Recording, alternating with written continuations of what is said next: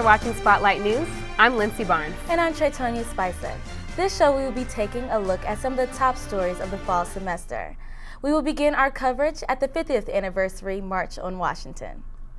On Wednesday, August 28th, thousands of people from all over the country gathered at the Washington Monument. Spotlight reporter Jabina Fortson was there to watch history unfold. Back to these hallowed grounds to send out a clarion call to let freedom ring. Thousands of people stood in line for hours to attend the 50th anniversary of the March on Washington. But 1967 Howard University graduate Fred Mumford didn't mind the wait. He was there for the experience.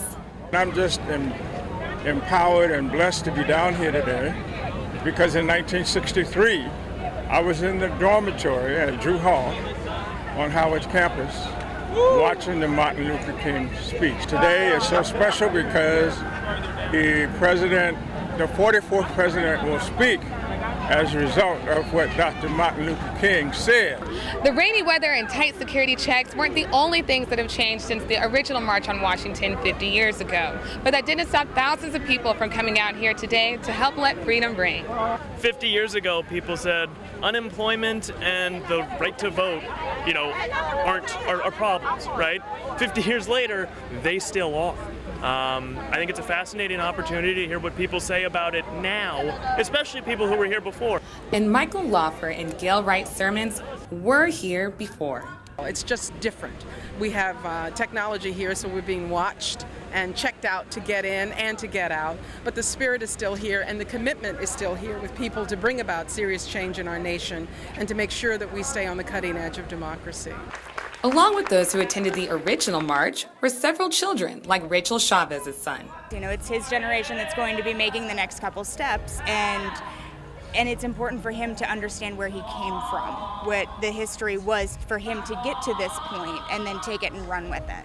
Speeches from leaders such as President Obama, Representative John Lewis, and President Carter caused a crowd of over 100,000 people to attend the 50th anniversary celebration. In Washington, I'm Jabina Fortson. The theme of the 50th anniversary celebration was Let Freedom Ring. Meanwhile, up the street, students at Howard University held their second annual Hoop for Hope event to raise money for breast cancer. Spotlight reporter Radeja Moore has the story. They're playing basketball. We love that basketball. I'm here just to help out the cause for breast cancer. Today's event is called Hoop for Hope. So one shot can save a life, and it's all for a good cause. Breast cancer claims the lives of thousands each year.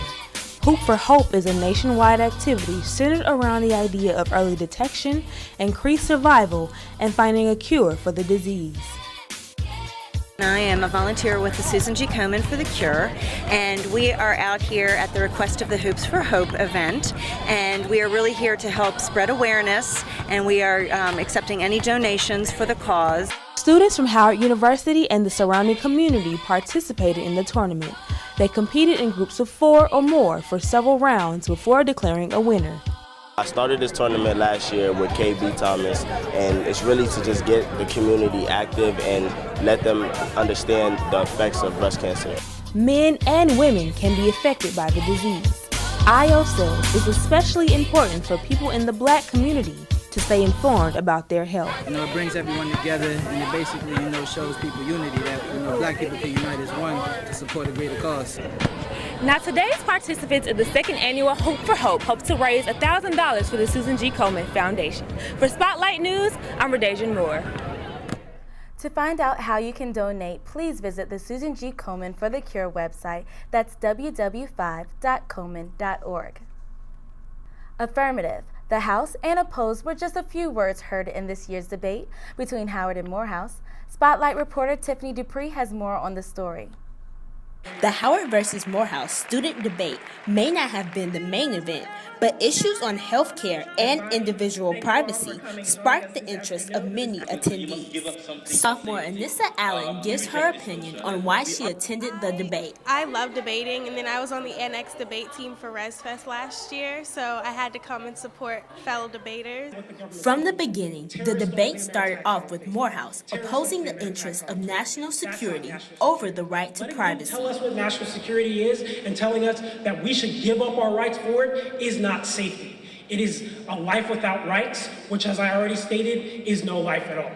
In the second debate, Howard supported that health care should be funded by a single-payer federal system. To the highest standard of living under the Declaration of Human Rights, then you can see that we need to affirm a single-payer system. Attendee Ashley Sapp explains her feelings about the debate overall. I thought the debate was amazing. I thought that everyone executed their arguments very well. Howard did a phenomenal job and really stood by their conviction of what they believed in, and so did Morehouse. Although there was no winner, the Howard versus Morehouse student debate proved to be more than a game. This is Tiffany Dupree signing off for Spotlight News. Each team took turns conveying their argument, and sometimes a team could interject, which showed how serious the debate could become. The 2013 AT&T Nations Football Classic was between the Howard University and Morehouse College. Spotlight reporter Shayna Calandro has more on this historic HBCU game. The Howard University Bison came face-to-face with the Morehouse Tigers at RFK Stadium for the third annual AT&T Nations Classic. The HBCU spirit filled the stadium from beginning to end, from the top of the stands to the field.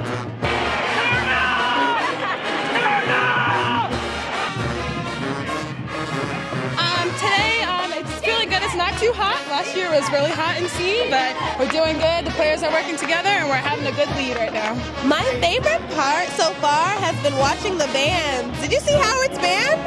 They killed it. They got down. The cheerleaders, the bands, and even the celebrities were enough entertainment, but what the people really came out for was the football team.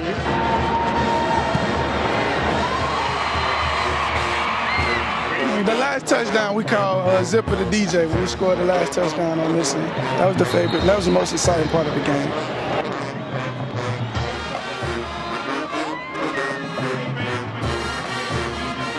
The team is winning. It doesn't get any better than this. The Bison kept their lead for the entire game and finished with their third straight win over the Morehouse Tigers, 27-16. This is Shayna Calandro, AT&T Nations Classic, Spotlight News. Thank you, Shayna, for that story. Up next, students share ideas on how to stay safe on campus. And the class of 2017 finally moves in. See how students and volunteers make it a smooth transition. I'm Sandra Fry. I'm a union bus driver, and I'm also a mom. During 17 years with Greyhound, I've covered over 2 million miles. My job is to safely bring families together. I love the open road, but I never forget that a drowsy or careless driver could be right around the next curve. Drunk driving is the deadliest of all. As a mom and as a bus driver, I have a message for you. If you drink, don't drive. Welcome back to Spotlight News. I'm Traytonia Spicer. And I'm Lindsay Barnes. A Howard University student was fatally shot over the summer, and another student was beaten in an overnight attempted robbery.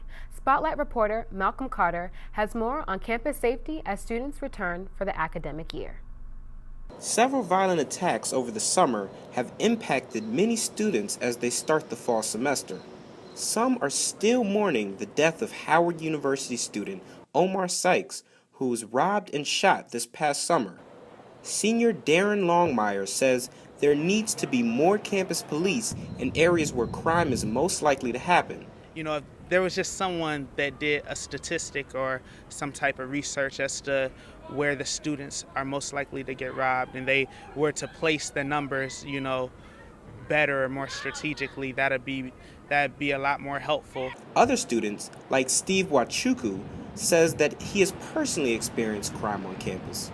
Wachuku thinks students are targeted because of the flashy clothes they wear. How it sounds, but I mean, just don't stand out. Like, I was robbed my freshman year. I was mugged.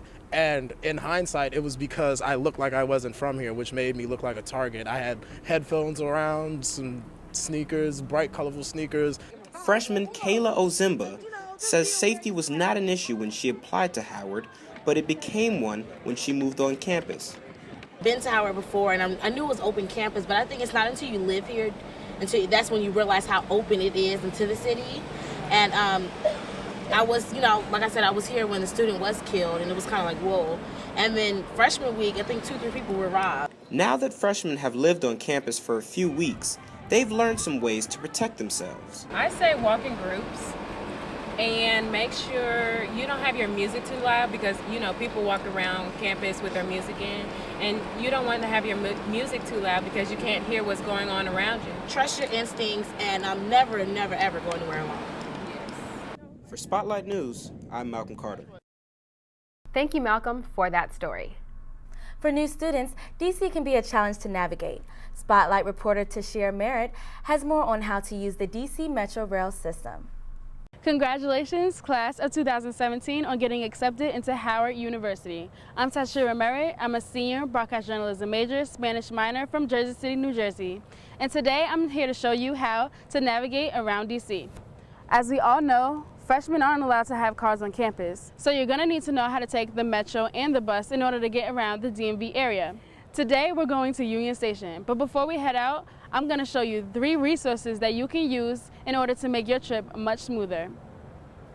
First, you will need a Smart Trip, which is a stored value card that will save you time and money. Go to CVS and get your card as soon as possible.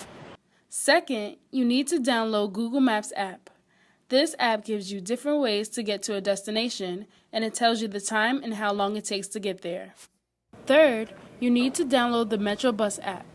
It tells you what time the bus or metro is coming. It gives you the real-time predictions and the actual schedule, and it also comes with a Metro map. With the combination of these 3 things, you will be able to get anywhere in the DMV. Don't limit yourself. Are you ready? Let's go. Let's start at the Shaw Howard Metro Station. This is the closest metro stop to campus. Before we get on the train, let's make sure we have enough money to get to Union Station. The refill station can be painless if you know what you are doing. Just touch your Smart Trip to the keypad, press Add Value, and select your method of payment.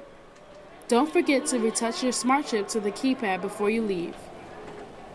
You need your Smart Trip to get in and out of the metro. The key to working the metro is that you need to know your stops and the direction you are headed in. The same goes for the bus. Always make sure you are on the right side, getting on the right train or bus. When you get to a bus stop, you can type in the bus number in the Metro Bus app, and it pulls up the stop name and the times the buses are coming. It's best that you get to your bus stop at least 3 minutes ahead of time, just to be on the safe side.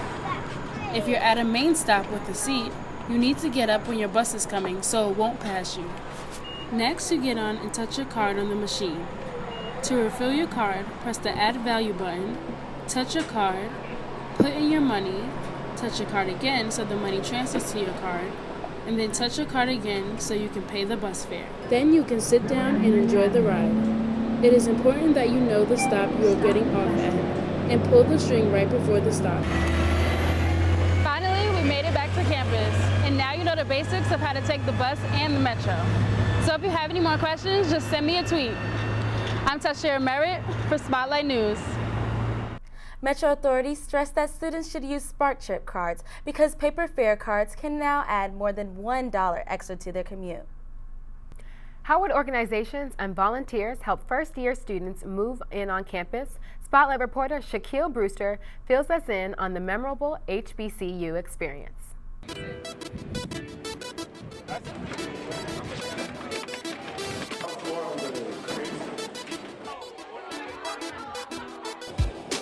They're here. The students of Howard University's class of 2017 are starting their college experience by moving in.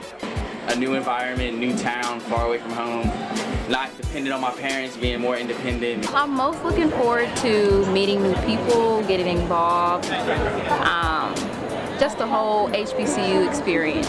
From the quad to Drew Hall, students were armed with an army of student volunteers. This is the last class I'm going to see at HU. I just really wanted to get back. Cars were lined up, bins were loaded, and empty dorm rooms started to fill. Because when I moved in, I didn't get no help at all. Like, I had to walk myself all the way across the valley, so I don't want nobody to experience what I had to experience. And as with many Howard events, there was a lot of food and fun. They all look so excited, and they're like so excited to be in college. The parents are excited for their kids, and like everybody's like really hyped out here right now. But for the parents and families, the moment was bittersweet. She's gonna be so far away from home, and I just can't just get in the car and come here. It's gonna take a while. I feel this is where she's supposed to be, and I'm proud of her. I'm proud of her. We told him about being focused, make sure he stay on the top of his books. And, you know, we brought him up a good way, so, you know, hopefully he'll be able to, make it through. It's going to be really hard having a big piece of my life going away for about until Christmas or like maybe Thanksgiving. This move-in day marked the end of their summer, but the beginning of their future. Shaquille Brewster, Spotlight News. We'd like to wish the entire class of 2017 a great year. And coming up after the break, we'll see why local residents get colorful for a cause.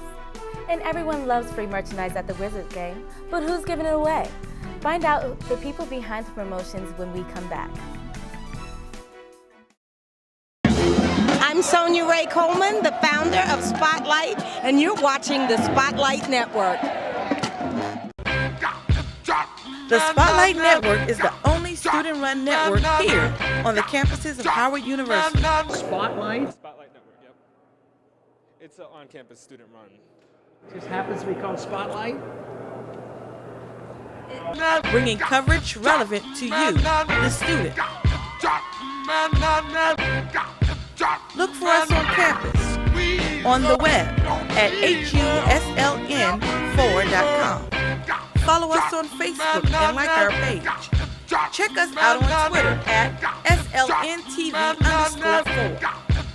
By the way, have you been spotted by Spotlight? Yo, what's happening? It's your Royal Hypeness Angie Ange, representing 93.9 WKYS, the School of C at Howard University, alumni, and I've been spotted by Spotlight. This is Lamont Rucker, and I've been spotted by Spotlight. We've been spotted by Spotlight. We are Mr. and Miss Howard University, and we've been spotted by Spotlight. Thank you. How you doing? My name is Laz Alonso, jumping a broom and infamous, and I've been spotted by Spotlight. I've been spotted by Spotlight. Who's gonna win the game? Hate you. You know. Welcome back to Spotlight News. On Saturday morning, people all over the DMV came to RFK Stadium. I was there for the Color and Motion 5K. 10,000 people wearing white take on a whole lot of paint around the stadium parking lot. The race kick-started with the first wave of runners beginning at 9 in the morning. Families, groups of friends, and school groups gathered to run, walk, skip, or dance their way to the finish line. The participants also get to throw paint on each other. We're actually a school group from Middleburg, Virginia, and one of the students found out about it. The other one was sold out, and we wanted to do a color run, so we looked it up, and this looked like so much fun. Runners started the race preparing to be covered in color. The color passed out in powder form is made of cornstarch. Contestants also received 2 packs of powder paint. Some waited to use their paint during the run, and others used it before the race. The color itself of the throwing of the paint, that was really cool. Everybody, we were all in it, walkers and runners, we were all just having fun with the whole activity and throwing color at each other. Ken Richardson is the creator of Color and Motion 5K and greets the participants as they cross the finish line. One of the reasons that we picked Color and Motion as the name is because we wanted the fun part of the color and motion, getting people in motion. Running's made a big difference for me, and today there's a ton of people that come out even for their first time and just run a 5K or walk. This was Color and Motion's first time in DC. The 5K competition was raising money for the Make-A-Wish Foundation. Visit colorandmotion5k.com for the next run near you. Every Wizards game, there are people who throw out t-shirts and dance on court. Spotlight reporter Aziza Bromfield has more on who auditions for those jobs. Every year, the Wizards host Power Pack auditions to find the best people to be on the squad. Power Pack is the hype squad that interacts with fans while at the game. They are the first people fans see when they walk into Verizon Center. Participants enter Verizon Center, fill out registration forms, and start to get to know their possible future coworkers.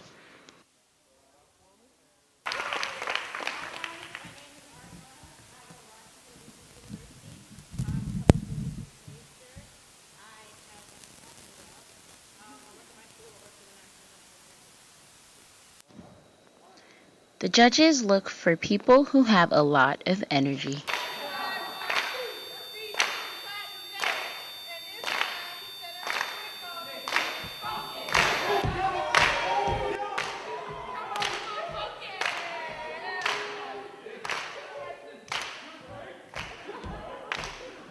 Each returning Power Pack member still has to audition. Well, this will be my third season being on the Power Pack, so kind of just knew they're happening. I'd say there's a lot of returners, so I feel pretty comfortable with the group of people that I do already know, and everyone else looks fun and friendly.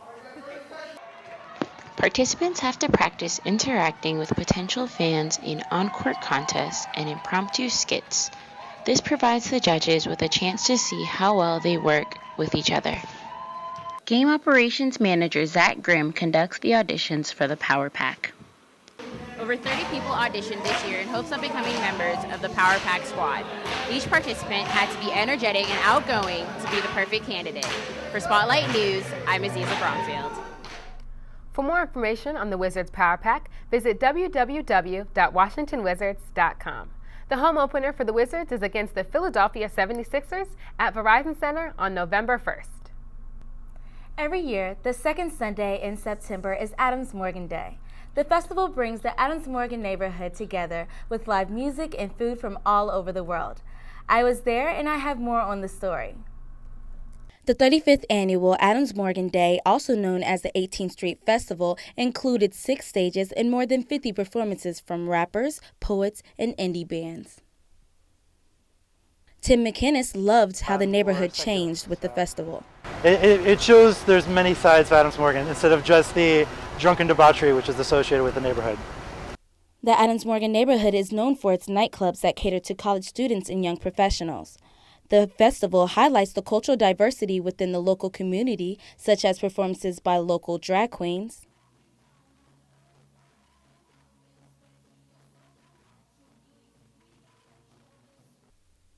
food and merchandise vendors from all over D.C. also participate in the event. A first-time volunteer, Aviana Foster, was surprised at the turnout. I live in the neighborhood, and it was terrific to be able to get to know business owners and ANC representatives and just community members who are engaged in the work and in the neighborhood and really be a part of building a community here in Adams Morgan. I'm a DC native, so I've been coming to Adams Morgan Days since I was a kid. We hope you enjoyed our roundup of the fall semester stories. Be sure to continue to watch Spotlight on Channel 4 in all dorm and campus buildings. We are also online at HUSLN4.com, and you can follow us on Twitter at SLNTV_4. I'm Lindsay Barnes. And I'm Tretonia Spicer. Thank you for watching.